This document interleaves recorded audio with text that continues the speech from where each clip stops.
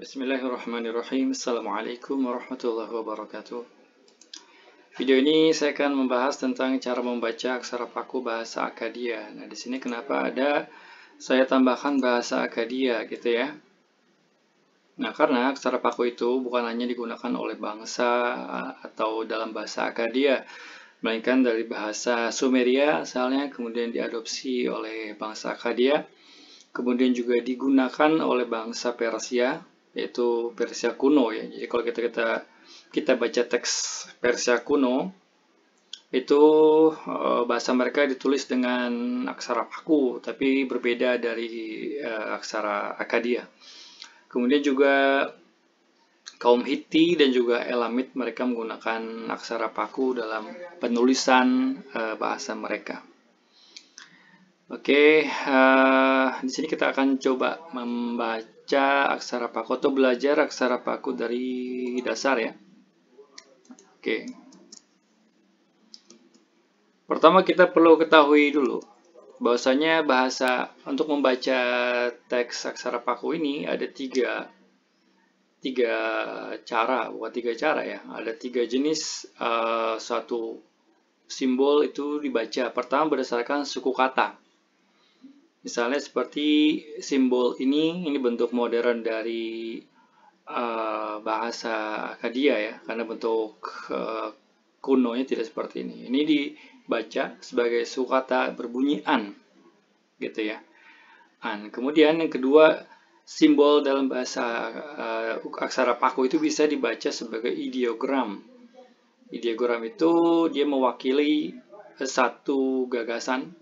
Ya, simbol itu mewakili suatu gagasan. Jadi selain an sebagai suku kata, simbol ini bisa dibaca menjadi ilum atau Tuhan atau ilu.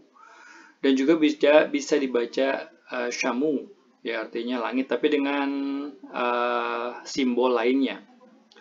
Dan yang terakhir itu bisa digunakan sebagai determinatif, yaitu simbol yang digunakan di awal dari suatu kata yang menunjukkan kebesaran, keagungan seperti dewa dan raja. Di sini ada contohnya yaitu kata Asyur.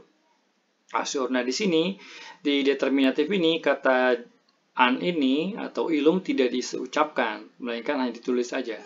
Biasanya dalam transliterasi dia tulis dengan simbol D kecil, subscription, kemudian kata setelahnya Asyur.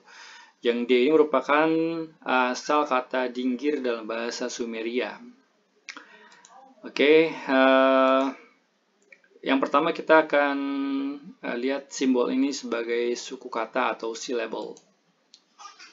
Di sini kita lihat ada huruf A. Ya, ada huruf A.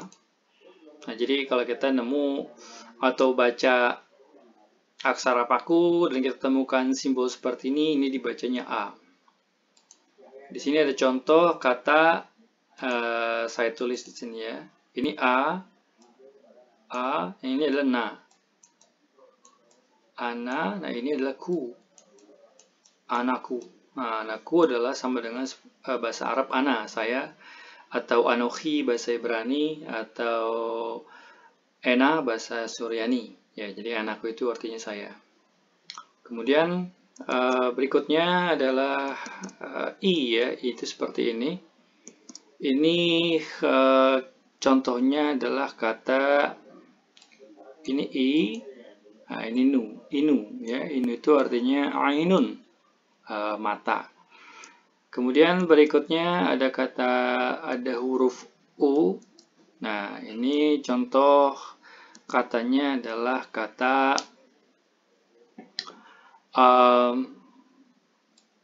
ini ba, kemudian ba, ini nu, ini u, banu dibacanya. Kalau kita bisa banu u, banu. Ini sama dengan bahasa Arab, bana, membangun ya, artinya membangun, bana.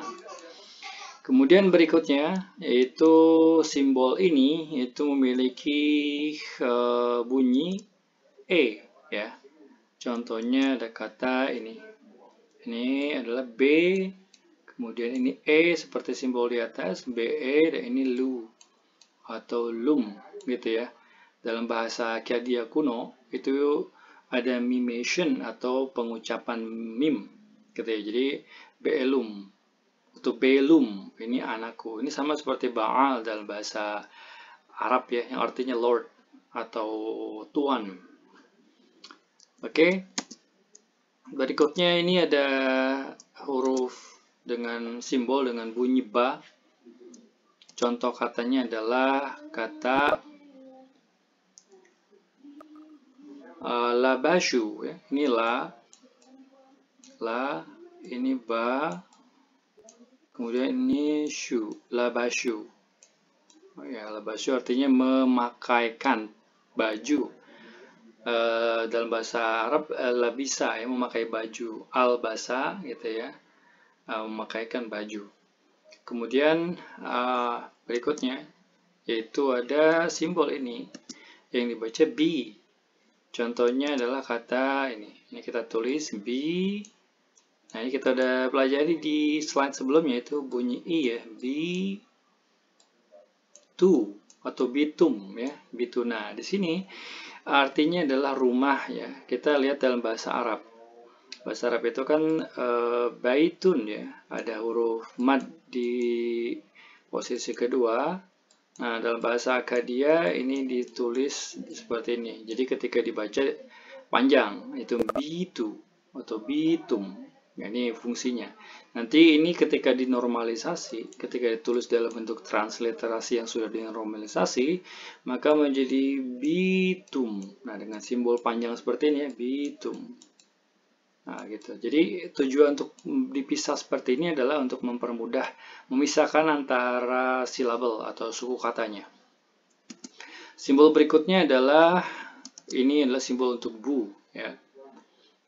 Contoh katanya adalah ini abu. Nah, ini sudah kita bahas ya. Kita bahasnya adalah bunyi a. Kemudian ini adalah abu. Artinya ayah ya, abu. Kemudian simbol berikutnya keempat adalah B ya. Contoh katanya adalah